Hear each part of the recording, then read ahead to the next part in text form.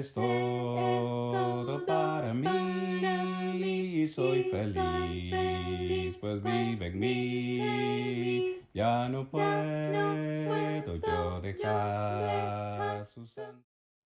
Sed pues, dice el apóstol Pablo, perdón, sed pues imitadores de Dios como hijos amados. Efesios capítulo 5, versículo 1. Yo no sé si ustedes se han puesto a pensar, mis amados, en la fe, que cada una de las cualidades que nosotros podemos tener en nuestras vidas es posible únicamente porque trabajamos en ellas. Póngase a pensar por un momento la honestidad. Si usted dice o asegura ser una persona honesta, es porque usted ha trabajado en ello. La paciencia. Si usted se considera una persona paciente, es porque usted ha trabajado en esa cualidad. El amor, si usted se considera que es una persona amorosa, que le gusta dar y compartir amor, es probablemente porque usted ha trabajado en esa cualidad. Claro que sí. Lo mismo debe ser dicho con las cualidades que no tenemos. Por ejemplo, si soy impaciente, ¿sabe que hay personas que constantemente he escuchado decir, es que yo soy muy impaciente? Bueno, están reconociendo una deficiencia en sus vidas, pero también están reconociendo que no le han dado el tiempo adecuado a esa necesidad o a esa falta de esa cualidad para trabajar en ella. Y continúan diciendo, bueno, soy impaciente, soy impaciente, soy impaciente. Pero cuando nosotros leemos acerca de Dios, hermanos, amigos, no es así. Es decir, que cuando decimos que Dios es amor, que Dios es misericordioso, que Dios es paciente, que Dios es esto y aquello, no estamos diciendo que Dios ha trabajado en esas cualidades, porque Él no tiene que trabajar en ellas. No, son parte de su esencia. Es por eso que Pablo nos dice que debemos ser imitadores de Dios. Y nosotros hemos estado considerando ya algunos domingos acerca de cualidades de Dios que nosotros necesitamos trabajar en nuestras vidas.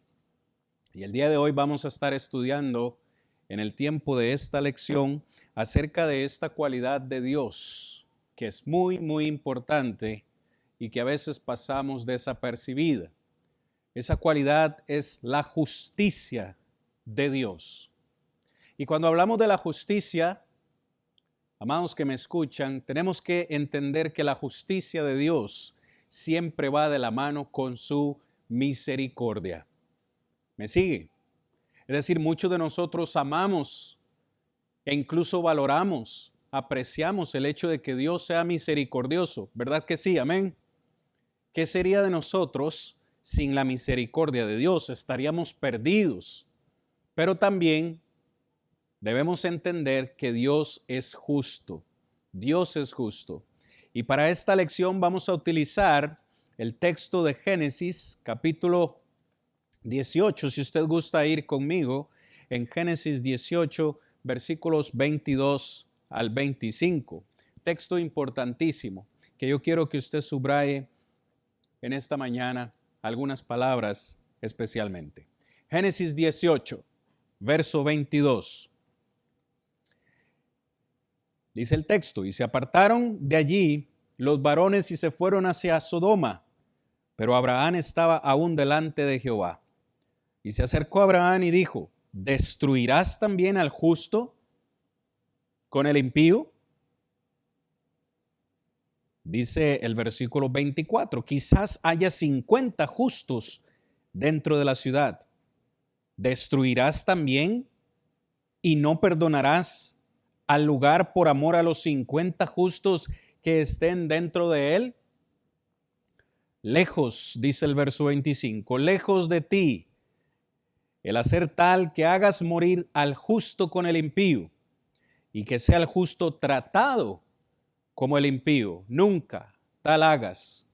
El juez de toda la tierra, pregunta a Abraham, ¿no ha de hacer lo que es justo? Palabra del Señor.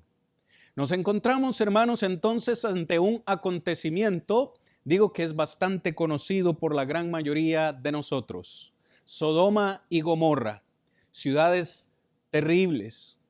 Tiempo nos faltaría para profundizar en la perversidad que estas dos ciudades tenían. Sodoma y Gomorra, ciudades terribles, llenas de pecado.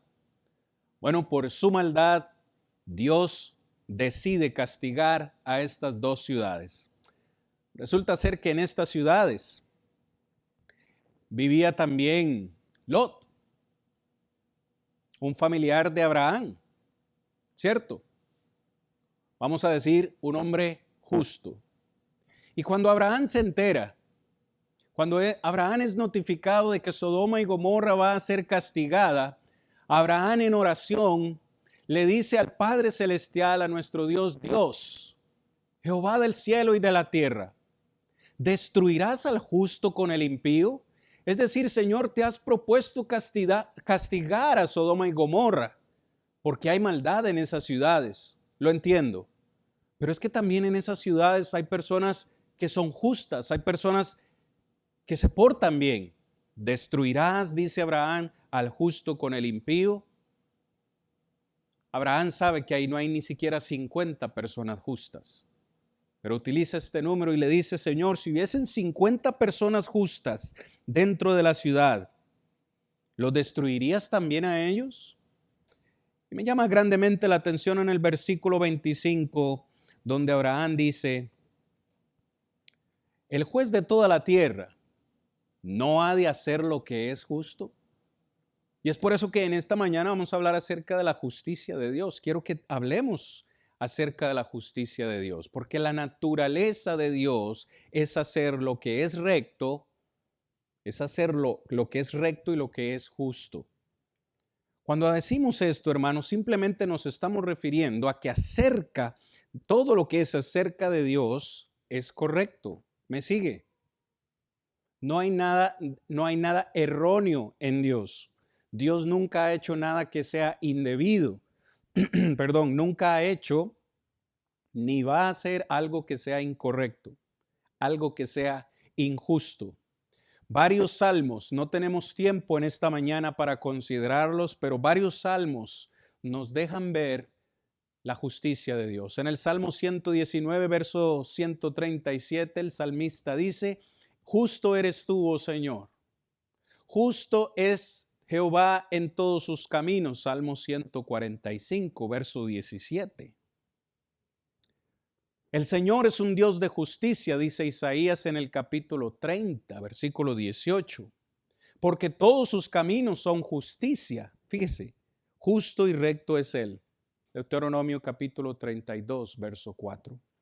Justicia y juicio son el fundamento de su trono.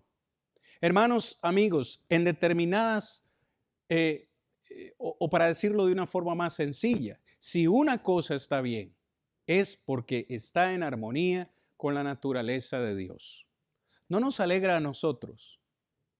Hermanos, en esta mañana o en esta ocasión que usted está escuchando esta lección, ¿no le anima a saber que nuestro Dios, al Dios al cual seguimos, es un Dios justo? Es un Dios recto. Es un Dios que hace lo correcto. Siempre ha hecho lo correcto. Nunca hará nada que sea indebido. Esta es la primera observación que quiero hacer con ustedes en esta mañana. La naturaleza de Dios es su rectitud y también su justicia. Pero bueno, también debemos mencionar en esta mañana que todo acerca de Dios es correcto. Es decir, nosotros no tendríamos hoy en día forma de saber qué es correcto y qué es incorrecto si Dios no lo hubiese establecido en su palabra. Es decir, la ética que nosotros conocemos. Fíjense que hay personas, amados en la fe, hay personas allá afuera que ni siquiera mencionan a Dios en sus conversaciones. Hay personas allá afuera, voy a decirlo puntualmente, que ni siquiera creen en Dios, pero saben que robar es malo. ¿Por qué saben que robar es malo? ¿Quién les dijo a ellos que robar es malo? Hay personas allá afuera que saben que Hacer trampa en un examen es algo indebido. ¿Quién les dijo que eso es indebido? Hay muchos allá afuera que saben, digo que si están casados o casadas, serle infiel a su pareja es algo que es condenable. Pero ¿quién les dijo eso? ¿Quién estableció la norma de lo que es correcto y de lo que es incorrecto? Quien ha establecido esa norma es nuestro Dios. Una vez más, hermanos, no tenemos tiempo para considerarlo en detalle en esta mañana, pero usted lo puede hacer luego en casa. Todo el Salmo 119. El Salmo 119, el salmo más extenso en la Biblia, 175 versículos. Y mire, en todas las ocasiones que en ese salmo se menciona la justicia de Dios. En el Salmo 19:9 dice, los juicios del Señor son verdaderos y justos a la vez. Sé, oh Señor, dice el salmista, que tus juicios son rectos. Todos tus mandamientos son justicia. Salmo 19:172. Cada uno de tus justos juicios permanece para siempre. La justicia de tus testimonios es eterna. Todos, dice el salmista, todos tus preceptos acerca de todas las cosas considero justas. Una y otra vez, vamos al Antiguo Testamento y al Nuevo Testamento y una y otra vez se nos menciona la justicia de Dios en todo lo que hace, en sus juicios. De nuevo, hermanos, ¿no nos alegra a nosotros saber que algún día vamos a ser juzgados por el Señor? Porque dice Abraham, el juez de toda la tierra. Dios es nuestro juez, pero a mí me alegra, me agrada y me motiva saber que el juez que yo tengo es un juez justo, que no me va a castigar si no lo merezco. ¿Me sigue? Porque es justo. Debemos entonces, sabiendo que Dios es recto y justo, debemos seguir ese estándar de justicia. ¿Dónde encontramos ese estándar de justicia? Lo encontramos en su santa palabra. Una vez más, hermanos y amigos, Pablo dice, sean imitadores de Dios como hijos amados. Hoy estamos hablando de que Dios es justo. ¿Debemos nosotros practicar la justicia? O la pregunta sería, ¿podríamos nosotros ser justos como Dios es justo? Claro que sí. Hoy quiero que veamos cómo podemos ser justos o cómo podemos imitar a Dios en su justicia. La naturaleza de Dios entonces es hacer lo correcto. Una vez más en Génesis 18:25, Abraham dice de la siguiente manera, lejos de ti el hacer tal, que hagas morir al justo con el impío, y que sea el justo tratado como el impío. Nunca tal hagas. El juez de toda la tierra no ha de hacer lo que es justo. La primera cosa que quiero que entendamos todos juntos esta mañana, este día o en esta ocasión que usted está escuchando este tema, es que todos nosotros necesitamos conocer a Dios. Y si conocemos a Dios, es conocer que Dios siempre actúa de acuerdo a lo que es correcto. ¿Quién está pronunciando estas palabras en Génesis 18:25? Abraham. Abraham entendía, siendo humano, siendo pecador, entendía que destruir al justo y al injusto al mismo tiempo era injusticia. Entonces, si Abraham lo entiende, ¿cómo no lo va a entender Dios? Me encanta esta conversación que Abraham tiene con el Señor, porque lo reta y le dice, Señor, estoy parafraseando su pregunta, ¿no? Pero le dice, Señor, ¿realmente vas a cometer esta injusticia? ¿De verdad vas a castigar al bueno junto con el malo? El que merece el castigo es el malo. ¿Por qué habrías de destruir también al justo? Obviamente es una pregunta retórica que todos entendemos, se contesta como no. Dios jamás haría tal cosa. Es por eso que si usted analiza la historia, el Señor decide enviar ángeles a Sodoma y Gomorra para sacar a Lot y a su familia. Y se les dan instrucciones para que abandonen la ciudad antes que la ciudad sea destruida. ¿Por qué? Porque Dios es justo y jamás va a tratar al impío y al justo de la misma manera. Pero también necesitamos, esta quizás sea la parte más difícil para todos, nosotros conocemos a Dios y sabemos que Dios es justo y que siempre actúa con justicia, pero la segunda parte es que conocer a Dios significa o implica también confiar en que Dios siempre actúa conforme a lo que es justo. No es solo entender, yo entiendo, yo sé que usted que me escucha o que me está mirando, también entiende que Dios es justo. Yo leo esta historia de Génesis y digo, bueno, Dios es justo. Y muchas otras historias que veo en su palabra, entiendo que Dios es justo. Pero cuando se trata de mi propia vida, yo necesito también confiar en que Dios es justo. Es decir, que sea cual sea la situación que estoy enfrentando en este momento, o sea cual sea la situación que va a venir o que Dios me está permitiendo tener en este momento, es porque Él sabe que es lo correcto. Señor, pero es que mi familia está pasando una situación difícil. ¿Por qué permites esto? ¿Es realmente esto bueno? ¿Ha escuchado usted ese dicho? ¿Por qué las cosas malas le suceden a las personas buenas?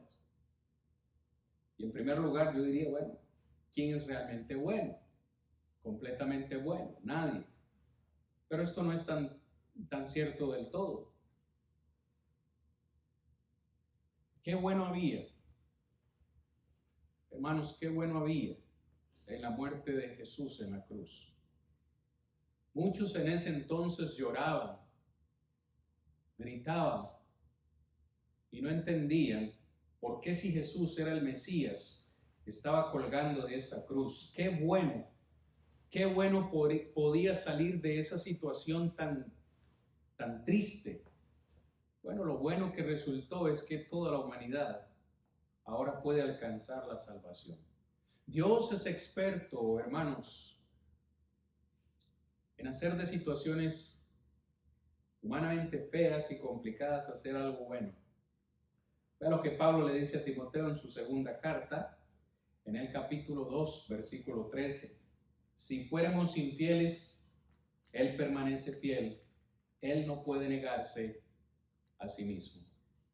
En ocasiones la humanidad se continúa quejando de que este mundo está por culpa de Dios. Este mundo está como está, no por culpa de Dios. Y la gente sigue diciendo, ¿por qué si Dios existe los niños mueren de hambre? ¿Por qué si Dios existe, por qué permite que los niños sean abusados? ¿Por qué si Dios existe, continúan habiendo tantas guerras en el mundo y demás? Y se continúa culpando a Dios de algo que Dios no tiene la culpa. Es el ser humano el único culpable de todo lo que está sucediendo. Dios permanece fiel, dice Pablo, aun cuando nosotros somos infieles. Así que estas son dos cosas, hermanos, que usted y yo necesitamos recordar. En primer lugar, entender que Dios es justo y hará siempre lo que es correcto. Pero también, aparte de entender, confiar en que Él actuará así. La naturaleza de Dios, hermanos, como es justo, es desaprobar lo que es incorrecto. Fíjense qué importante lo que estamos diciendo el día de hoy. Dios claramente distingue entre el justo y el impío. Una vez más les digo, si Abraham, siendo humano, entendía la diferencia entre lo que es un impío y un justo, y hoy incluso nosotros entendemos quién es injusto, quién es justo, quién es impío, quién quien practica la piedad de Dios. Hoy todo lo entendemos. ¿No creen ustedes que Dios nuestro Salvador también entiende y hace esa clara diferenciación? Dios sabe quién actúa conforme a sus preceptos y quién no. Pero hermano, yo quiero decirle a usted en esta mañana lo siguiente, y me apena mucho tener que decirlo de esta forma. Hoy muchas congregaciones y muchas religiones están llenas de gente. Están llenas de gente porque se les está predicando lo que quieren escuchar. Pero este punto que tengo en la presentación es algo que muchas personas no han entendido. Hoy más que nunca, en el mundo que vivimos, necesitamos entender lo que significa la palabra pecado. Hoy más que nunca, en muchas religiones y congregaciones se predica de todo, menos del pecado. Y por eso las congregaciones se llenan. Yo no sé de dónde salió la idea. Yo quisiese que alguien me explique de dónde salió la idea que venimos o nos congregamos para escuchar una predicación que me haga sentir bien, para irme a casa feliz y contento y enfrentar la semana. Olvídese de eso. No, todo lo contrario. La predicación tiene que hacerme sentir mal. Y es por eso que muchos se van de nuestras congregaciones. Pero es que la predicación tiene que hacerme sentir mal, porque si usted toma la Biblia como un todo, la Biblia trata de un solo tema en específico: Dios salvando al hombre de su pecado. Es decir, que cuando yo vengo y abro este libro es para entender que soy culpable delante de Dios. Pero es que hoy en día ya no se predica del pecado. Todo lo contrario. Más bien se está utilizando la palabra del Señor para justificar ciertas prácticas que son pecaminosas a los ojos de Dios. Primera de Juan capítulo 3, verso 4 dice que el pecado es infringir la ley de Dios. Y no hay un solo ser humano en esta tierra que no haya infringido la ley de Dios. ¿Cierto? Algunos roban, algunos matan, algunos adulteran, y son los pecados de los cuales más se habla, los que son más condenables y los que merecen prisión, los que merecen la pena de muerte. Pero también hay gente que miente, hay gente que murmura, hay gente que chismea, y esos son pecados de los cuales nadie quiere hablar o nadie quiere condenar, pero que a los ojos de Dios también son condenables. La cobardía. Vaya a Apocalipsis capítulo 21, versículos 6 al 8. Empieza la lista de personas que no van a ir a la eternidad y empieza diciendo los cobardes, los incrédulos, los fornicarios, los adúlteros, y hace una lista extensa y al final dice, y todos los mentirosos. ¿Me sigue? Todos los mentirosos tienen parte en el lago de fuego. Hoy más que nunca se debe redefinir el concepto de la palabra pecado. Porque quiero venir a la iglesia y quiero sentirme bien. Quiero que el pastor o el predicador diga algo que me haga sentir bien para yo continuar mi vida fiel al Señor. No digo que no hay predicaciones que deban ser de ánimo. Claro que hay predicaciones que son de ánimo e historias que nos animan a seguir adelante en la fe. Pero es que, una vez más, la palabra de Dios en todas sus líneas me deja ver que yo soy un pecador. Y cuando yo entiendo que yo soy un pecador, entiendo que he ofendido a Dios, entiendo que si he ofendido a Dios y Dios es justo, perdón, Dios necesita castigarme. Porque como es un Dios justo, perdón, no se complace en la maldad. Como es un Dios justo, no puede coexistir con el pecado. Es más, hay textos que una y otra vez nos dicen que Dios aborrece el pecado. Dios aborrece la maldad. Dios aborrece al desobediente. Cuando pensamos que Dios ama a toda la humanidad, claro que los ama, pero quiere o se niega a dejarlos de esa forma pecaminosa en la que el hombre vive. Hoy más que nunca necesitamos entender, hermanos, que si Dios es justo, desaprueba lo incorrecto, y como es justo, está enojado con el impío todos los días. Aborrece a los que hacen iniquidad. ¿Ok? Dios es amor, y como es amor, nunca me va a castigar. Este es un error, hermanos, pensar de esta forma. Dios es amor, claro, y como es amor, ha provisto la forma para que yo pueda ser salvo. Porque si yo continúo en esa situación o en esa condición, como es justo, debe castigar a aquel que desobedece sus preceptos. Pero como Él es justo, hermanos, no solo desaprueba lo incorrecto, le damos la vuelta a la moneda. Como desaprueba lo incorrecto, también Dios aprueba lo que es correcto. Me digo a todos los que somos padres, ¿podríamos nosotros castigar a un hijo sin haberle instruido antes acerca de algo que nosotros vamos a decir, queremos o no queremos que hagan? Es decir, yo vengo y castigo a una de mis hijas porque no arregló su cuarto. Y ella podría decirme, pero ¿cuándo me dijo que debía hacerlo? ¿Me sigue? Es decir, yo creo que antes de la corrección viene la instrucción, ¿cierto que sí? Eso lo quería un padre justo.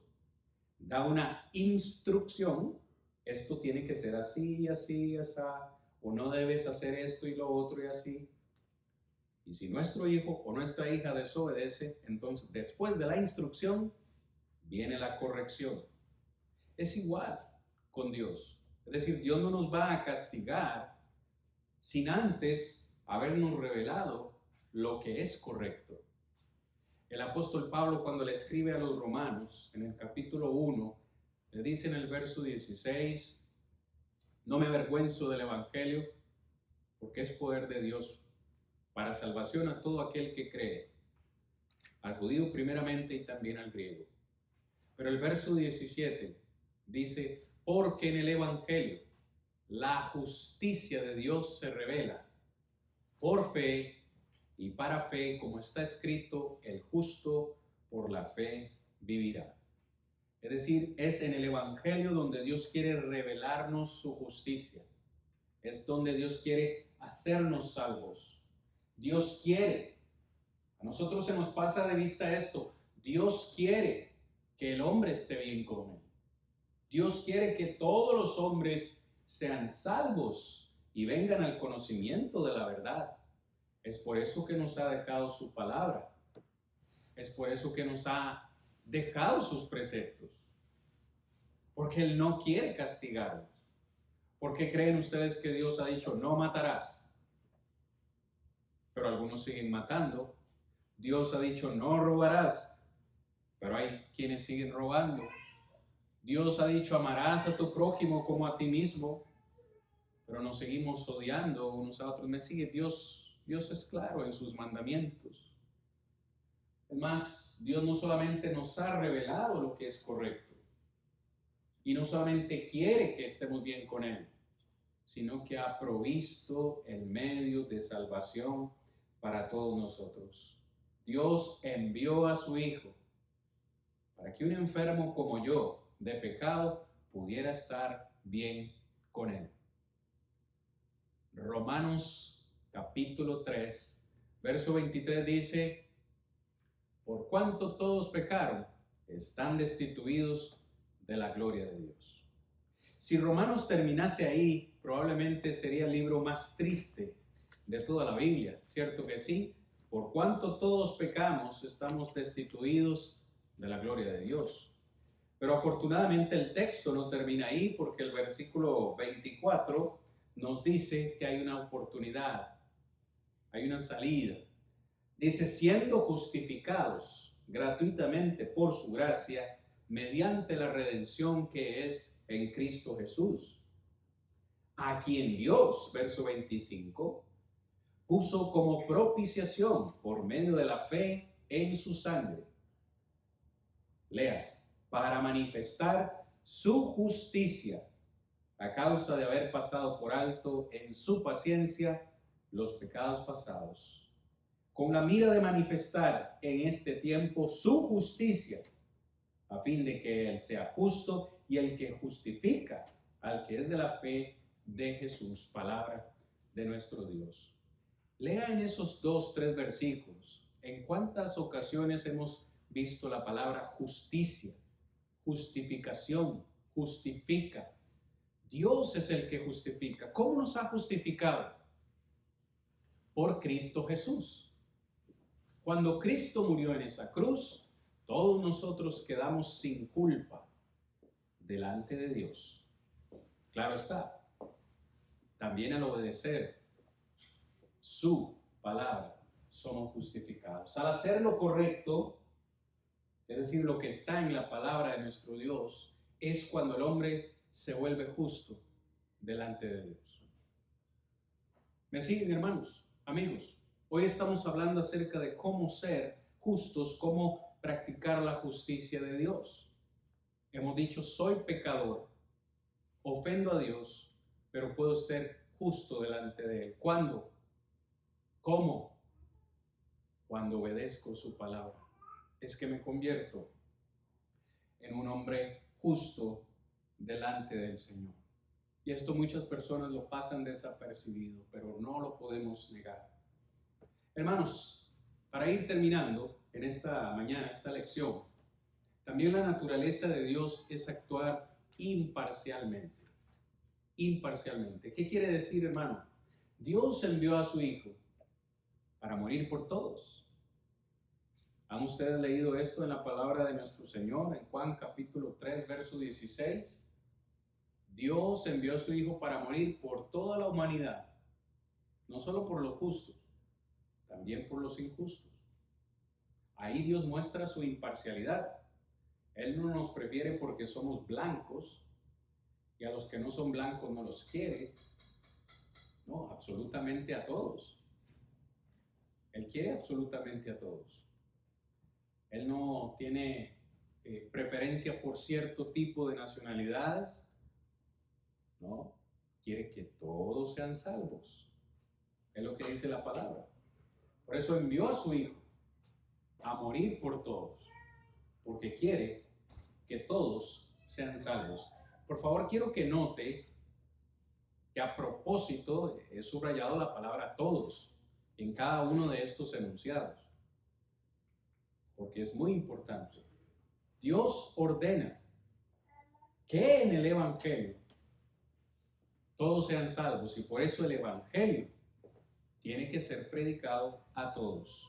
Marcos 16:15 dice, y por todo el mundo, y predicad el Evangelio a toda criatura. Es lógico, ¿verdad? Si Dios quiere que todos sean salvos, se les provee a todos la misma forma de salvación. Y esa forma de salvación está expresada en el Evangelio. Jesús dijo, vayan por todo el mundo y prediquen ese Evangelio a toda criatura. Como Dios quiere que todos sean salvos, y ya lo acabo de mencionar, la salvación que Dios ofrece se condiciona a todas las personas de la misma manera. Un paralelo de Marcos capítulo 16, verso 15 es precisamente Mateo 28, 18. Dice Jesús, toda autoridad me es dada en el cielo y en la tierra. Por tanto, como yo tengo autoridad, por tanto, id y haced discípulos a todas las naciones. ¿Cómo, Jesús? ¿Cómo hacemos discípulos? Bautizándolos en el nombre del Padre, del Hijo y del Espíritu Santo, y enseñándoles todas las cosas que os he mandado, y aquí yo estoy con vosotros todos los días, hasta el fin del mundo. Amén. Y termina el Evangelio de Mateo con esta gran comisión de Jesús. Es decir, esa misma condición fue establecida para la gente que vivió en el tiempo de Jesús, para la iglesia del primer siglo, y continúa siendo la misma condición para los que vivimos en este tiempo. ¿Me sigue? La Biblia no ha cambiado. Las palabras de Jesús no han cambiado desde que esta comisión fue dada. Jesús dice, la única forma de ser mi discípulo es cuando una persona obedece el evangelio siendo bautizado para el perdón de sus pecados. Pero es que muchas religiones hoy en día me predican otras formas de salvación, otras más fáciles, atajos.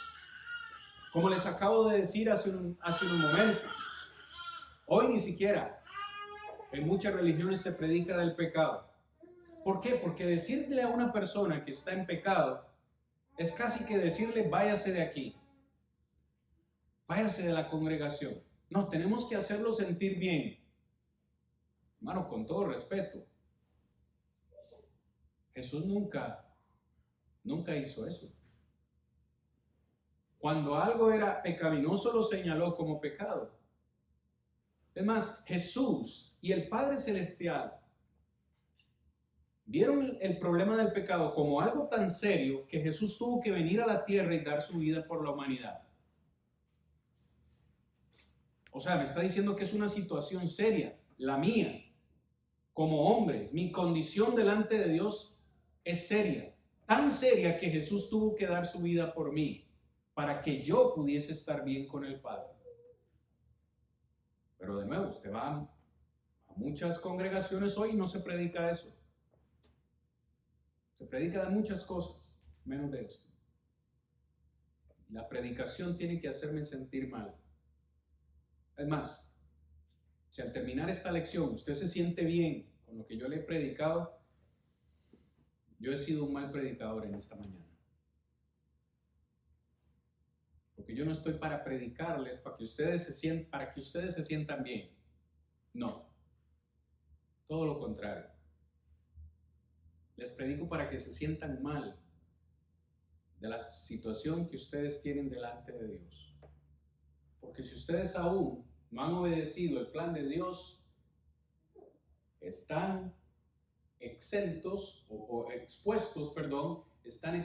a algún día enfrentar la justicia de Dios.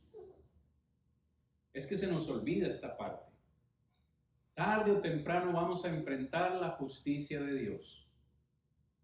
Y si Dios es justo, le va a dar a quien lo que merece. Los jueces de la tierra se equivocan. Los jueces de la tierra en ocasiones reciben sobornos para declarar a alguien inocente cuando ese alguien es culpable. Pero con Dios no funcionará así.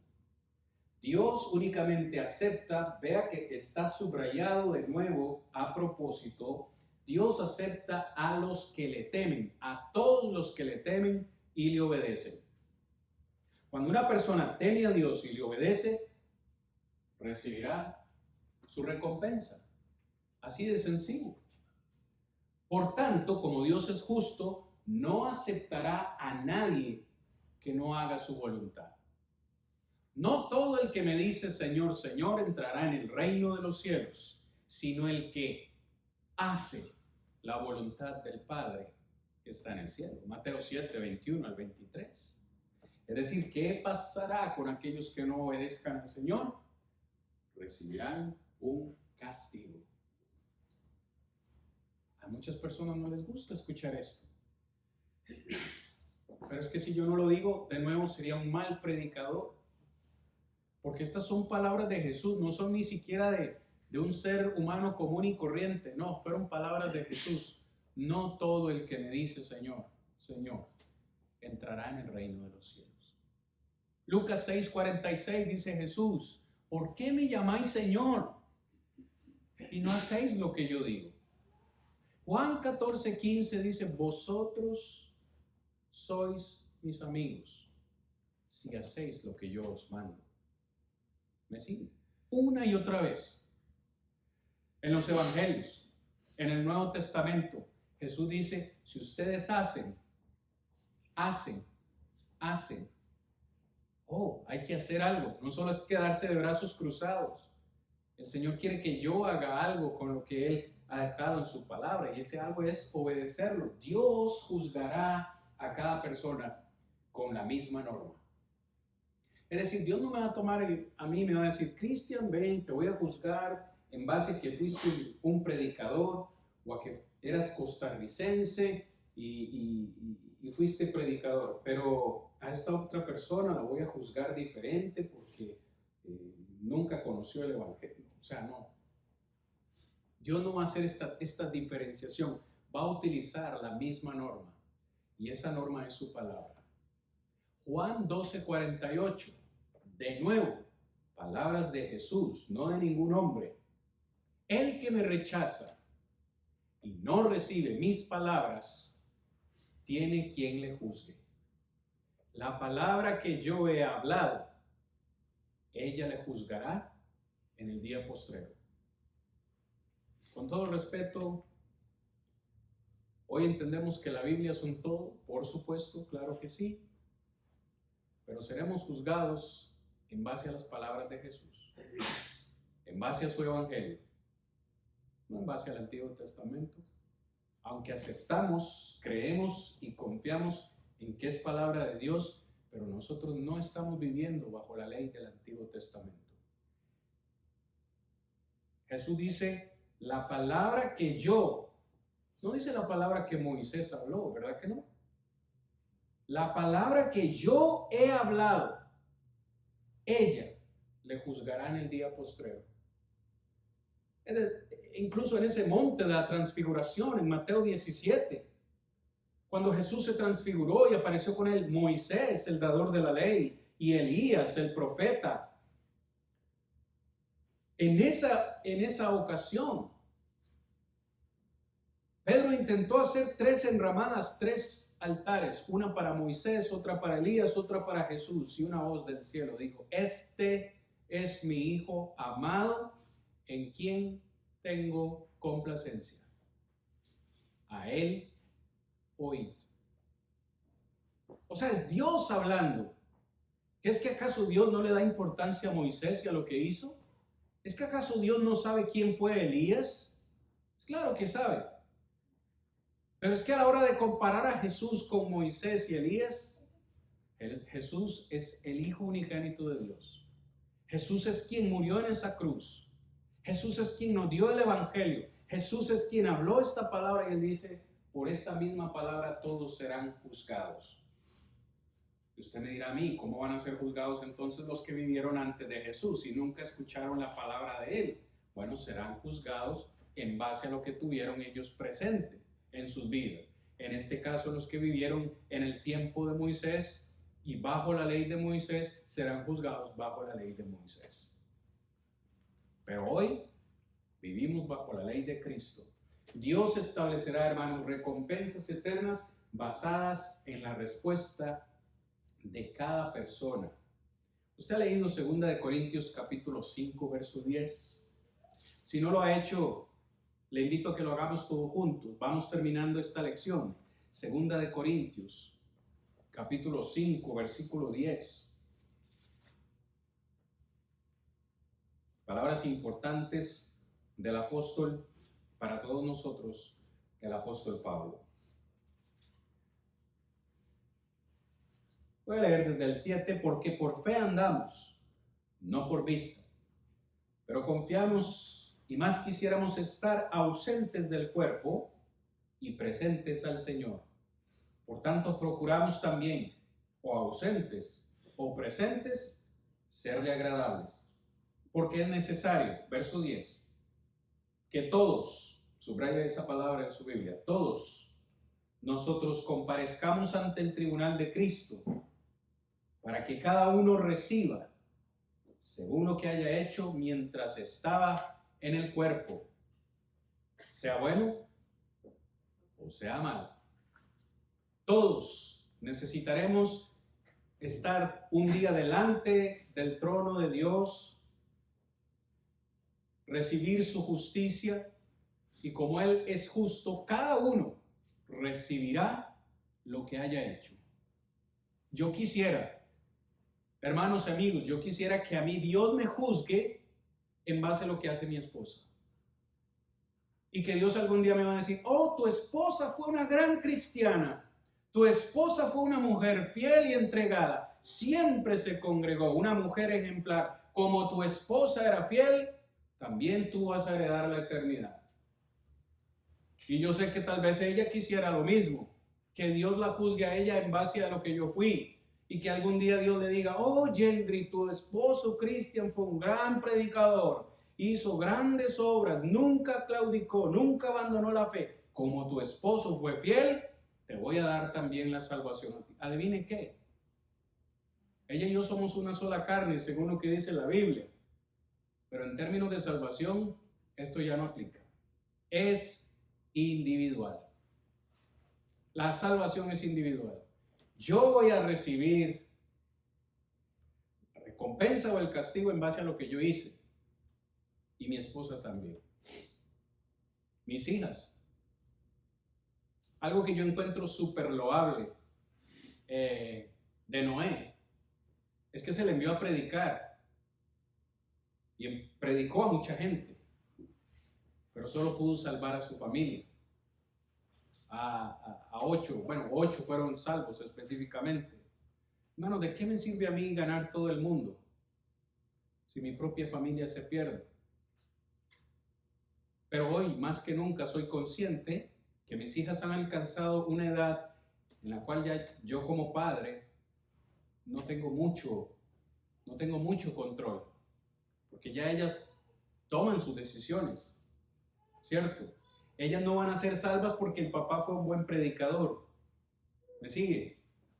Ellas, ahora en adelante, tienen que procurar llevar una vida que agrade al Señor. Hermanos, cada quien recibirá según lo que haya hecho en el cuerpo, sea bueno o sea malo. Para ser imitadores de Dios, entonces, y terminar esta lección, me he extendido un poco, pero es que es importante esto. Necesitamos ser imitadores de Dios, y hoy lo decimos, en su justicia. Para ser imitadores de Dios en su justicia, entonces yo debo hacer lo que es recto ante los ojos de Dios. No puedo decir que soy justo si no hago lo que es recto. Para ser imitador de Dios debo aprobar lo que es correcto. No solo saberlo, no solo hacerlo, sino también aprobar lo que es correcto. También debo desaprobar el mal. En Romanos capítulo 1, versículo 32. Este es uno de esos textos. Hay muchos textos que yo no puedo pasar desapercibidos. Pero Romanos 1, versículo 32, sin lugar a dudas es uno de ellos. Después de haber hecho una lista de muchos pecados en los cuales Dios no se complace, en el verso 32 dice, quienes habiendo entendido el juicio de Dios, que los que practican tales cosas son dignos de muerte. Wow, pero yo no las estoy haciendo. Vea lo que dice el texto. Y no solo los que las hacen, sino que también se complacen con los que la practican. Yo debo desaprobar lo que es incorrecto. Vea, todavía hay muchas congregaciones hoy en día. Hay división. Estoy hablando entre hermanos de la fe que todavía debaten si el aborto es bueno o es malo. Si realmente el aborto es algo que Dios le agrada o no. Y he escuchado a algunos hermanos decir, bueno, es un derecho de la mujer. Si la mujer quiere pues abortar, es su derecho, es su cuerpo, es su vida. Como que aprueban esto. Error, error. Dios dice, no solo con los que hacen tales cosas, sino con los que se complacen. Hermano, ¿se complace usted en el pecado ajeno? Además, hoy siguen habiendo estas marchas LGTB, ¿cuántas letras tiene ya? Se me olvida. LGTB no sé cuántas. Y hay hermanos en la fe diciendo, bueno, son sus derechos, ¿eh? Son sus derechos, está bien que lo haga. O sea, mientras yo no lo haga, dicen ellos, mientras yo sepa lo que soy y yo no lo haga, pues está bien que no. Se están complaciendo. Hermanos, si algo es pecado, debemos señalarlo, punto. Aunque eso nos cueste la muerte. Porque Dios es justo, aprueba lo correcto, desaprueba el mal, pero también debo actuar con imparcialidad. Es decir, debo predicarle a todo el mundo. Debo predicarle a todos. De nuevo, he escuchado a hermanos en la fe decir, no le predico a él porque él es un borracho. ¿Para qué le voy a predicar si es un borracho? Si es un borracho, es un candidato perfecto. No le predico a él porque es un adúltero, es un fornicario. Mejor no le predico porque es un esto y es lo otro. Bueno, pero es que si es eso, cumple el requisito específico y adecuado para predicarle. O como cuando andamos evangelizando en mi país andamos tocando puertas. Y en ocasiones voy a vecindarios, he ido a vecindarios que no son el mío, donde vive otro hermano, y vamos tocando puertas y el hermano me dice, ahí no toque, esa puerta no la toque. Y yo, ¿por qué no? Porque ahí son católicos. Yo, pues entonces la cualidad específica, es la cualidad de si son católicos, hay que ir a predicarles de Cristo. Hay que ir a predicarles la verdad. Ahí no toque porque son testigos de Jehová. O a él no le predique porque es pentecostal. O a él no le predique porque es bautista. A él no le predique. ¿Quién nos dijo que debemos nosotros escoger a quién predicarle o no? Hay que predicarle la verdad a todos. Lo que ellos hagan con la verdad ya no es problema nuestro, ¿cierto? Pero nosotros debemos cumplir esa responsabilidad, esa imparcialidad de predicarle a todos. Porque Dios quiere que todos sean salvos. De hecho, en esta mañana le digo, ¿está usted bien con el Señor? ¿Está usted justo delante de los ojos de Dios? Si su respuesta es no, usted hoy puede ponerse bien a los ojos de Dios, haciendo lo que es correcto. ¿Cómo puedo estar bien delante de Dios? ¿Cómo puedo hacer lo que es correcto? En primer lugar, usted tiene que creer que Jesús es el Hijo de Dios. Jesús, no nadie más. Hay muchos que hoy en día alaban a Buda, son sinceros en hacerlo, pero están equivocados. Buda no murió por ellos en la cruz. Y así puedo mencionar muchos otros dioses, Alá y no sé, otros dioses. Jesús dice, la palabra dice que Jesús fue quien vino a dar su vida por nosotros. Juan 3:16. De tal manera amó Dios al mundo que nos dio a su Hijo para que todo aquel que en Él, no en Buda, no en Alá, no en ningún otro Dios, todo aquel que en Él cree no se pierda, mas tenga vida eterna.